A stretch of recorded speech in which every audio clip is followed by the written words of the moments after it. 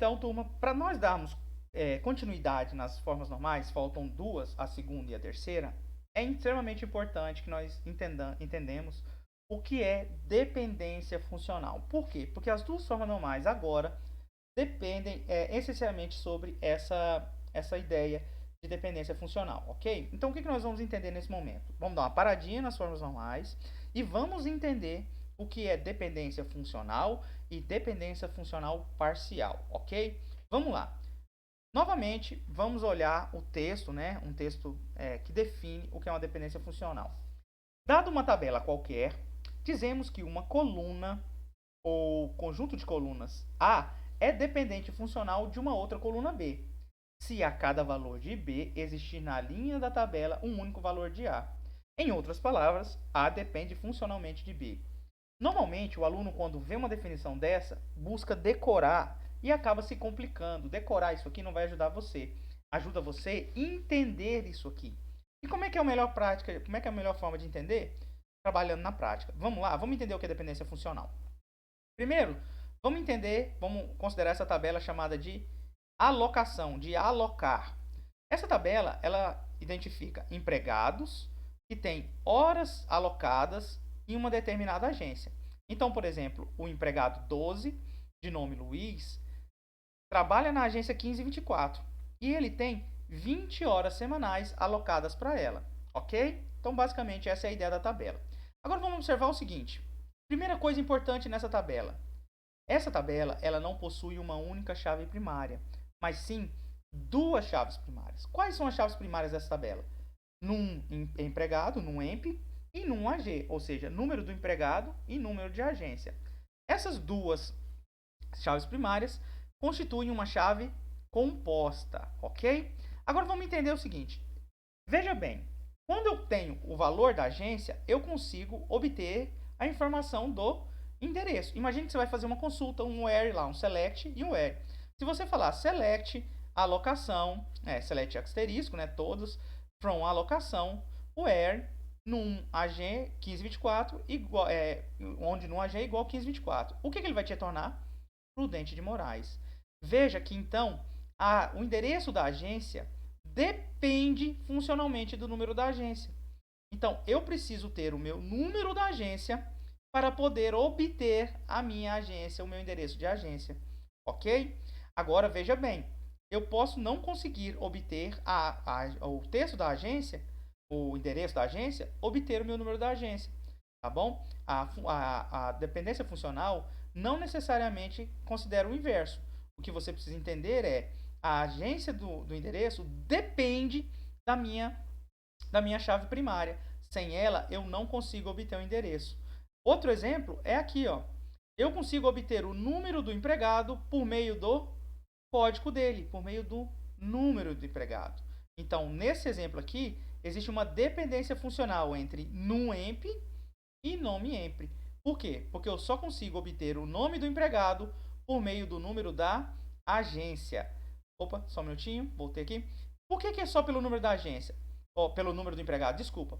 Se eu considerar o número da agência, imagine que eu quero buscar o nome do empregado, mas eu quero pela agência. O que vai acontecer? Percebam que eu tenho duas agências 1524 e essas agências elas estão associadas a empregados diferentes. Então, pelo número da agência, eu não consigo obter o número do empregado. Eu vou conseguir vários nomes. Então, não existe uma dependência funcional nessa situação, ok? Um último exemplo aqui de dependência funcional, esse sim importante.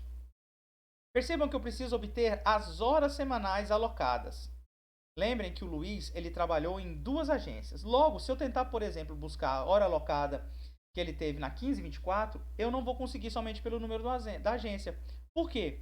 Porque eu tenho dois servidores, dois funcionários que estavam na 1524. Então, somente pela agência eu não sei qual é o do Luiz.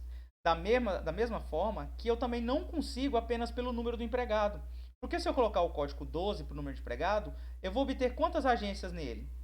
Duas agências. Então eu também não consigo saber as horas alocadas. Como é que eu consigo saber as horas alocadas? Somente quando eu considero a chave primária composta completa. Quando eu considero o número do empregado e o número da agência, aí sim eu consigo obter as horas que foram alocadas, ok? Então, eu dei 3 exemplos de dependência funcional. Eu dei o exemplo do nome do empregado, que depende funcionalmente do número do empregado. Eu dei o exemplo do endereço da agência, que depende funcionalmente do número da agência.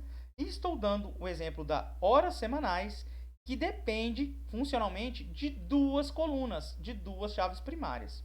Ok? Então, isso é dependência funcional. Uma coluna depende de outra e por meio dela você consegue obter a que é dependente. Ok? Agora aqui, dependência funcional parcial. É importante entender. Nós entendemos a dependência funcional. Agora nós vamos entender a parcial. Vamos ler aqui a descrição? Quando uma coluna ou conjunto de colunas A depende de outra coluna B, que faz parte da chave primária concatenada, dizemos haver uma dependência funcional parcial A em relação a B. Para cada valor da coluna B, existe um valor associado à coluna A. Novamente, às vezes fica um pouco complexo entender a descrição, mas na prática é bem fácil. Olha isso aqui. Lembre que aqui ele está falando que parte da chave. Então eu tenho 2 chaves nessa tabela, elas são compostas. Só que nós temos um problema, porque o número da agência, ela consegue obter uma parte da minha tabela. Ou seja, ela consegue obter, o meu endereço de agência. E a chave primária, eu consigo obter o nome do empregado, mas eu não consigo obter minhas horas semanais. Então percebam que o número da agência, ele só consegue obter uma parte da minha tabela, que no caso é a agência, o endereço da agência, e o número do empregado sozinho também só consegue obter uma parte da tabela, que é o nome do empregado, e que para eu conseguir totalmente a informação de uma tabela, eu preciso ter as 2 colunas juntas para obter a hora semanal. Então, essa situação de uma chave, uma parte de uma chave composta, é obter parte da tabela, é que caracteriza uma dependência funcional parcial.